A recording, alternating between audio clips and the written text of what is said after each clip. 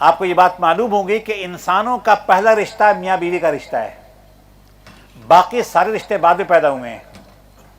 اولاد اور والدین کا رشتہ بعد میں پیدا ہوا نا۔ جب دو انسان تھے دنیا میں تو کیا تھے؟ وہ میاں بیوی تھے۔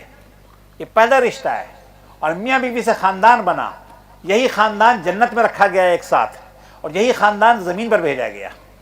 یہ پہلا ہیومن انسٹیٹیوشن ہے خاندان، فیملی۔ اسی لیے آپ دیکھیں کہ شیطان کو اس خاندان سے بڑی دشمنی ہے۔ اس خاندان کو توڑنے کے لیے، اسے کمزور کرنے کے لیے سارے حربے اختیار کرتا ہے۔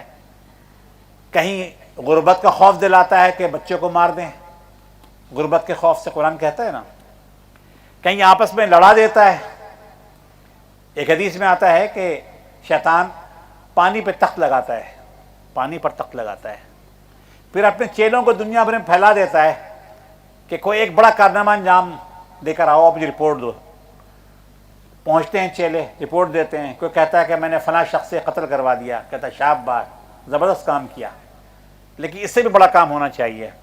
کوئی دوسرا آتا ہے، وہ کہتا ہے کہ فلاں شخص سے میں نے فلاں برائی کروا دی، کہتا ہے شاباش، لیکن اس سے بھی بڑا کام۔ بالآخر اس کا ایک شاگرد آتا ہے اور کہتا ہے کہ میاں بیوی میں جھگڑا کروا دیا، میں نے ایک جوڑے میں، ایک میاں بیوی میں جھگڑا کروا دیا، کہتا ہے شاباش، تو صحیح معنوں میں میرا وارث ہے، تو نے وہ کام کیا کہ جو ساری خرابیوں کی جڑ ہے، ساری خرابیوں سے پیدا ہوں گی۔ یعنی گھر کا فساد انسانیت کا فساد ہے۔ گھر کا جھگڑا پھیل کر پورے جہان کا جھگڑا بن جاتا ہے۔ آج صورتحال یہ ہے کہ ہم اس کے حوالے سے غافل ہیں۔ ہمارے خاندان کمزور پڑ رہے ہیں۔ جتنی جتنی خوشحالی آ رہی ہے، جتنی جتنی مادہ پرستی آ رہی ہے، جتنی جتنی نام نہاد جدیدیت آ رہی ہے، والدین کے حقوق، بھائی بہنوں کے حقوق، رشتہ داروں کے حقوق ہم فراموش کرتے چلے جا رہے ہیں۔ جو اسلام کا ویژن ہے، سوشل ویژن، اس میں یہ بات یاد رکھیے کہ اسلام یہ کہتا ہے کہ اپنے گھر والوں اور اپنے کزنس اور اپنے قریبی رشتہ دار اور پڑوسی، ان کی خبر گیری کرو، ان کی دستگیری کرو، ان کی دیکھ بھال کرو۔ یہ سب برابر نہیں ہے۔ جہاں کوئی کمزور یونٹ ہے اس کو تھام لو، گرنے مت دو۔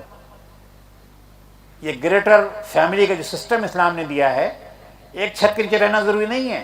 یہ نہیں کہتا کہ سارے بھائی ایک ہی چھت کے نیچے رہیں، ساری بہوؤں کو ایک گھر میں جمع کر دیا جائے اور آپس میں لڑتی رہیں، وہ یہ مراد نہیں ہے۔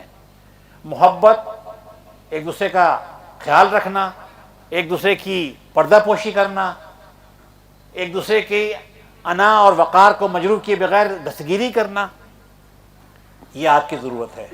آنے والے وقت میں بڑی نفسا نفسی ہوگی۔ خیر کے راستے پہ صرف وہ لوگ چل سکیں گے جو گریٹر فیملی کا بازو تھام کے چلیں گے، کہ آپ گریں تو کوئی اور تھام لے، کوئی اور گرے تو آپ تھام لیں۔ گھروں کو مضبوط کیجیے، اور جس کا گھرانہ مضبوط ہو، جس کے گھرانے میں اللہ کا زندہ تصور ہو، اور جس گھرانے میں رسول اللہ صلی اللہ علیہ وسلم سے زندہ محبت ہو، وہ شیطان کے شر سے بڑی حد تک محفوظ رہتا ہے، بڑی برکتیں ہوتی ہیں۔ اور یہ کام بچپن سے کرنے کا، اپنے بچوں کو سکھائیے، ان کے اندر یہ تمیز پیدا کیجیے کہ خیر کیا ہے، شر کیا ہے۔ آپ کی بات بات میں تذکرہ آئے کہ بیٹا اللہ تعالیٰ کو یہ پسند ہے، رسول اللہ صلی اللہ علیہ وسلم کو یہ محبوب تھا، آپ اس طرح اٹھتے تھے، آپ اس طرح بیٹھتے تھے، آپ اس طرح بات کر، آپ معاف کر دیا کرتے تھے، آپ کس طرح انسانوں کے ساتھ خندہ پیشانی سے ملا کرتے تھے۔ بچوں کو سکھائیے، آپ معجزہ دیکھیں گے اپنے بچوں میں، معجزہ دیکھیں گے۔ لیکن اس کے لیے ضروری ہے کہ ماں باپ کی زندگی میں جھول نہ ہو، ہم صرف وائز نہ ہوں، اور بچے یہ محسوس نہ کریں کہ ابا نے کہا تو یہ ہے لیکن کرتے کچھ اور ہیں۔ اس لیے کہ والدین کا سب سے بڑا ناقد اس کی اولاد ہے۔ اولاد جتنی باریک بینی سے والدین کو دیکھتی ہے، کوئی نہیں دیکھتا۔ ہم سمجھتے ہیں کہ چھوٹا بچہ کھلونے میں لگا ہوا ہے، میاں بیوی بیٹھے باتیں کر رہے ہوتے ہیں، بچہ ہر بات نوٹ کر رہا ہوتا ہے۔ مجھے اپنا ایک واقعہ یاد آ گیا کہ میرا بچہ کھیل رہا تھا، ہم بیٹھے بات کر رہے تھے، کوئی وہ مداخلت کرتا ہے اور بالکل ٹھیک مداخلت کرتا ہے، کہتا ہے بابا وہ چیز ایسے نہیں ایسی تھی، اور میں ہکا بکا رہ گیا کہ ہم تو سمجھ رہے ہیں کہ چھوٹا بچہ ہے 2.5-3 سال کا، اس کو کوئی تمیز نہیں ہے، کوئی اپنے کھیل میں مگن ہے۔ وہ ہماری پوری بات فالو کر رہا تھا اور صحیح وقت پر صحیح جگہ صحیح مداخلت کی اس نے۔ اس کے بعد سے ہم الرٹ ہو گئے اور میں شعوری کوشش کی کہ اپنی گھر سے اپنی زندگی سے جہاں تک ممکن ہو اللہ اور رسول کی نافرمانی کی چیزیں نکالی جائیں، کوئی چیز نہ ہو۔ الحمدللہ بچے بڑے ہیں اور اس کا اثر نظر آتا ہے۔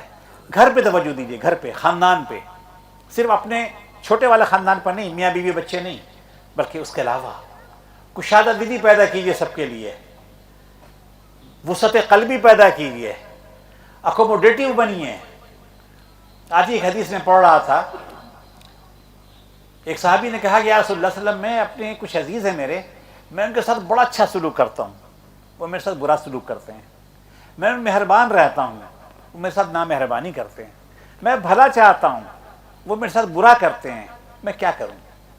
آپ صلی اللہ علیہ وسلم نے فرمایا کہ جو تم نے مجھے رپورٹ دی ہے اگر واقعی ایسا ہے تو دراصل تم ان کے چہرے پہ کالک مل رہے ہو اور وہ تمہاری زندگی کو روشن کر رہے ہیں، او کما قال علیہ وسلم۔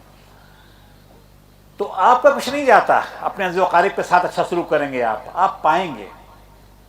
انسان کی عمر اور رزق میں برکت کا نسخہ کیا بیان بتائے گا؟ ایک تو دعا اور دوسرے صلہ رحمی، رشتوں کو جوڑنا، رشتوں کو ملانا، جو تم سے کٹے تم اس سے جڑو، جو تمہیں محروم کرے تم اسے دو، اس سے عمر بڑھتی ہے۔ کسی صحابی نے پوچھا کہ عمر بڑھانے کا کیا نسخہ ہے؟ آپ نے فرمایا کہ صلہ رحمی کرو، اپنے رشتہ داروں کے ساتھ اچھا سلوک کرو، عمر بڑھے گی، رزق بڑھے گا۔